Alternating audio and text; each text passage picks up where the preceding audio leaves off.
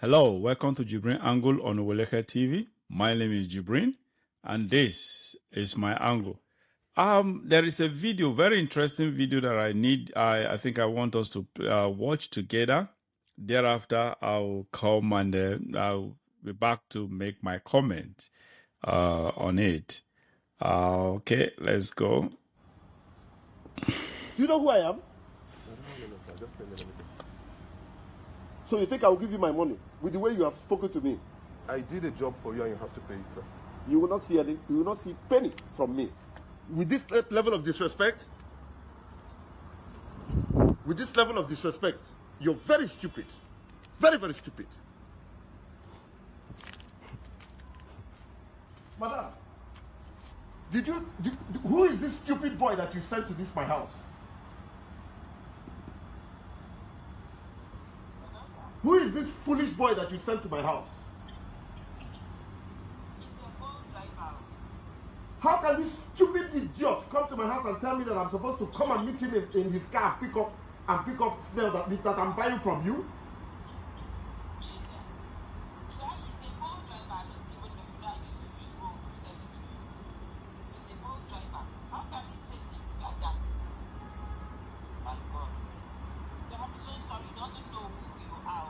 Can you imagine this rat? I can make this man to disappear in the whole Nigeria and nothing will happen. Okay. Yeah. I'm actually trying to. I hope you watch that video. I'm trying to read and I get an article, on our platform. I think this news article. I'm trying to see if I can get a clear picture of what really transpired between this lawmaker and the Bolt driver. Now, for those of you who obviously this has become a social media, an online sensation. There's no doubt about that. So many people must have come across this video, hence the involvement of the police in it. So the thing is, I don't know the true story, the full story. I actually am trying to find out the true story. However, I do not want to crucify this lawmaker yet, because if I want to judge by exactly what happened on this video, obviously the guy is supposed to go up to crucifix. But let me see if I can get something here. The House of Representatives has initiated an investigation into the lawmaker representing Aba North and South federal constituency in Abia State, Alex Ikwe Cheg, following allegations of assault on Stephen Abuwatseya, a Bolt driver. The move to probe Ikweche, a member of the All Progressive Grand Alliance, was announced during Tuesday's plenary session after Julius Ihonvere, the majority leader, raised a point of privilege.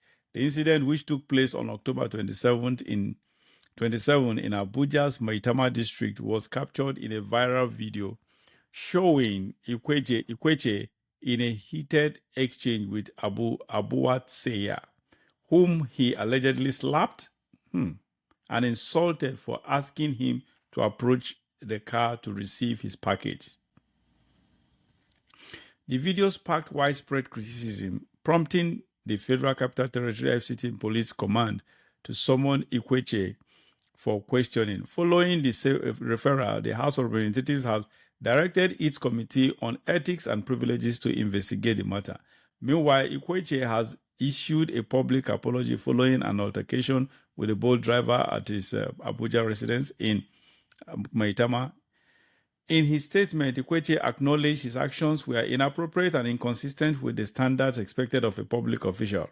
He went on to express regret for the distress and embarrassment caused by Abuwatseya, his constituents, and the wider public. Ikweche confirmed his cooperation with the Nigerian police supporting their investigation to ensure accountability. Okay. All right. Since there is nothing more to what I watched, let me just go ahead and say what I intended to say. Yes. For God's sake, this man is a lawmaker. A lawmaker that eventually became a lawbreaker. He is supposed to be one of our leaders, the people leading our country. These are the people that are responsible. He is one of the people responsible for the policy making in our country. A leader is supposed to be known with patience and caution. A leader is supposed to be known for tolerance. A leader is supposed to be known for humility, meekness. A leader is supposed to be known for treating people the right way. Humane, at least to be humane and empathic. Now, obviously, this young driver, the only thing I do not sure, that's what I wanted to find out. This driver, if actually he's as a bold driver, if it is his obligation, the man placed a call to placed a call to someone who probably was the one responsible for the bold driver's delivery of the item he was supposed to deliver to the lawmaker. I don't know if it is the bold driver, if it is within his purview, within the scope of his responsibility to actually go up to walk up to the customer to hand this good or this item to him. Whatever it is, if it is his responsibility to do that, I think I blame him. I give him little blame, not the major blame. Slight blame for doing for not doing what he was supposed to do. But however, if his responsibility is the responsibility of a Bolt or Uber driver, Uber drivers and Bolt drivers usually are not known to step out of the car. That is not in their policy. Except probably they are doing it out of courtesy. Probably the person is dealing with an elderly woman or man where you just want to give courtesy, but please at least respect the elderly, come down, open the door for him or her to either enter or get or step out of the car or whatever. That's a different ball game. If otherwise, a Bolt driver or an Uber driver is not supposed to hand item or step or walk to a customer or whatever, or a client or whatever you choose to call the person. Honestly, as such, the lawmaker overstepped his bounds. The lawmaker was reckless. He was unmeasured. He was just out of place. He was just too crude. He didn't demonstrate that any iota at all of leadership. In fact, he apart from physically assaulting this man, he actually literally threatened this Bolt driver, threatened his life that he can make him disappear. These kind of people are the kind of people that abuses power given to them. For God's sake, you are just a lawmaker. You are not even probably not even a ranking member. Probably this is your first. This is his first time of being in the House of Representatives, and here we are. The power is just getting over his head, and he's obviously abusing it, misusing this power against his lead. The leader misusing his power against the lead, for God's sake. So I don't know. Similar thing happened in UK sometime few weeks ago, sort of. And what happened was the lawmaker was suspended. Honestly, suspension for such this man, if he is found, I don't understand whatever investigation they are undergoing. I don't know. This thing does not require that much investigation. As I said, based on what has happened, I don't know. The only fault that the driver may have is just the issue of what role was he supposed to play. That is it. If he did what he was supposed to do as a Bolt driver or Uber driver or whatever, that means he has zero blame. But if he was supposed to actually hand over this item by walking to the customer, then he has a little blame. The major blame goes to this lawmaker, because the lawmaker was all over the place. In this whole blame, he was just all over the place. This man, suspension is just too minute for it is just suspension is an under punishment. It is just not even close to. Such thing requires an expulsion. People, there should be deterrence. Leadership should have a standard.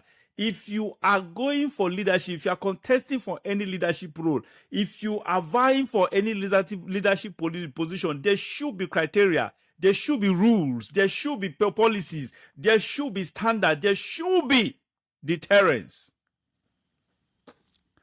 You don't misbehave there are behaviors that are not to be heard or seen or experienced with a leader or from a leader. That is just the reality. So such conduct should actually attract expulsion, not suspension, for God's sake. Not suspension. Suspension for what? Worst case scenario is suspension, and at the end of the day, we know what happens in Nigerian setting. Suspension for what? You are just literally not even punishing him. You are just sending him home to even rest, because he will receive his pay.